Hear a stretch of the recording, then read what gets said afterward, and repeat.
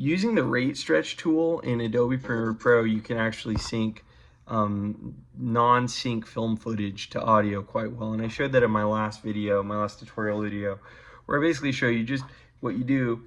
The concept is you're finding a point where somebody says point, right? For example, you're filming somebody and they say the word point. You can see when their mouth is starting to make the P sound. So you find where that audio starts on the waveform and you slice it, and then you use the rate stretch tool to move that audio waveform over to the video.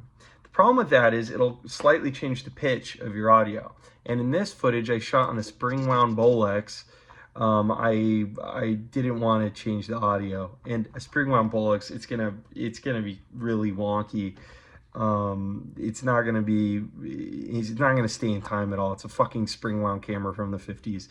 Nobody in their right mind would ever film dialogue on it. But check this out. And they keep them all from being weed pipe, wheat drug paraphernalia. I've just smoked in the same joints with them, but they were killers at the time. They were just, you know, another hipster family, a group on Hay Street. So on this, the video looks totally fine because the timeline is locked at 24 frames per second. So I'm talking about slicing and using the rate stretch tool to actually match the footage to the audio. And that works great. Somebody told me they did that for a music video. And of course they got a response like, don't fuck up your video, don't do that. And if we're using film like digital intermediate, I don't see any problem with just stretching and warping the film by a very small percent. You will have to make cuts regularly, and I'm going to demonstrate why. Yeah, you know, this works fine. You know, I actually... All of that in 68, that year, the Summer of Love and all. When Jim Franklin's talking about being in San Francisco and smoking pot with the Manson family here, when he says Summer of Love, I look at where his mouth is and I make the cut right there in the video, and then I use the rate stretch tool and I just moved that over. And so what I'm doing is I'm just kind of changing the rate of the video to match where the audio is, and it works fucking great.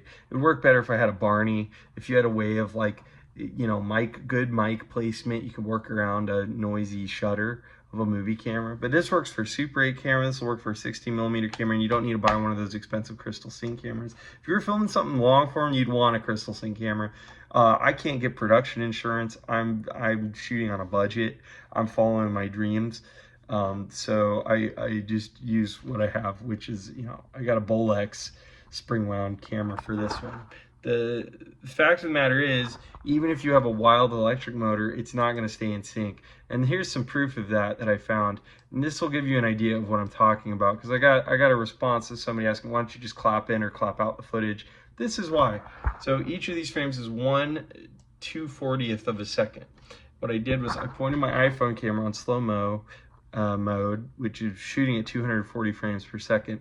Then I put that footage into Premiere Pro, and every single frame I cropped where the light was in the video, and then I made every frame a JPEG. So this is 19 wide, so it's 19 times 1/240, if that makes sense. So this is when the shutter's open, this is when the shutter's closed, and this is when the shutter's open again. Now, you can see I was just trying to get a straight line here, right? When I go through here, you'll see how much that moves around. This is with a wild motor. An electric wild motor, it does this. It's moving around and shifting a lot. That's why every couple seconds you're gonna need to make a slice in your footage. Of course, the result looks seamless and nobody's gonna be able to tell. They're gonna assume you're using like a Crystal Sync camera. So this is my Bolex. Let me just get to medium size icons so you can see it a little bit better.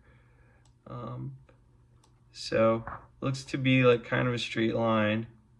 The Bolex actually stays in sync okay, but then you'll see it starts listing heavily. Some of the thumbnails aren't loading very well, but you can see it goes straight and then it shifts, and then it shifts more.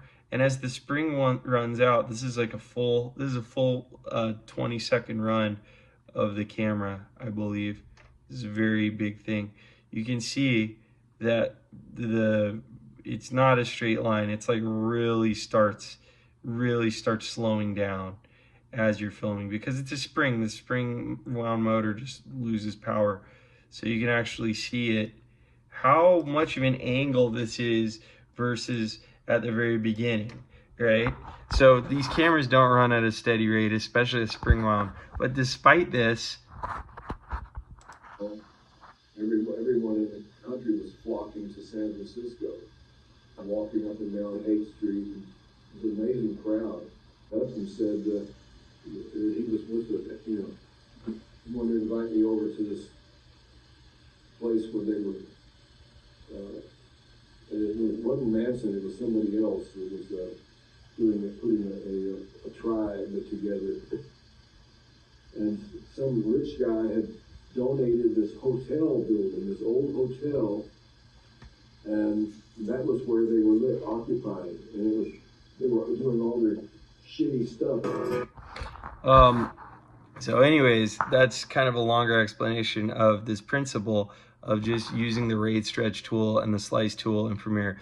Now, if you actually had lapel mics and you had like some kind of Barney, you probably wrap your camera in a towel, or you just experiment with different mic, like camera placement and mic placement. You could actually get pretty good results, and you can record dialogue on set and sync it to a non-sync camera. I talked to an expert, I talked to a professional on the phone. He was from LA, of course. So as soon as he found out I wasn't a professional filmmaker or whatever, he had to end the conversation as soon as possible. But I was talking to him about cameras. I was like, no, I've synced to a spring wound camera. He's like, that doesn't sound right. That doesn't sound likely. Those won't stay in sync. You can actually, it works. You just have to DIY shit, you know? Fuck, man. If I listened to all the experts, I would be probably miserable.